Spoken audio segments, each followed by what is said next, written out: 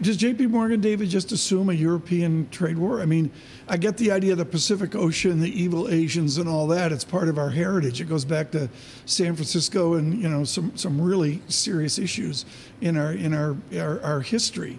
Do we have the same thing coming in Europe? No, we don't. I mean, I don't know any economists, serious economists, who actually think that trade wars are good. Trade wars are bad, and as you can say, it's a matter of, you know, it's a race to the bottom.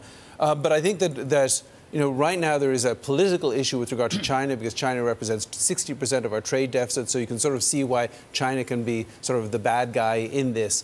But longer term, when you think about not just the administration but also Congress and, you know, elections in less than 2 years, we don't really think we're going to endless trade war.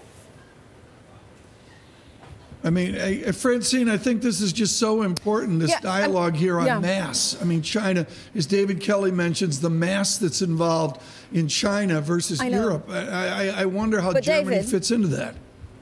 No, I 100% agree, but there's something that actually the U.S. stands with the EU on when it comes to China, and this is IP theft, right, or at least intellectual, you know, property. So if you were to have a trade war that would give us guarantees that the Chinese change some of the things that allegedly they've been doing, would that not be worth it? I mean, it's not always about a race to the bottom, or is it? Well, I think there are other ways of pressuring China, and frankly, this is stuff we should have done many years ago. It's not so much their technological advance. I mean, there's nothing necessarily wrong with China becoming more technologically advanced. We just need to make sure that we're advancing technologically too. And I think our immigration policies is part of the answer to that too.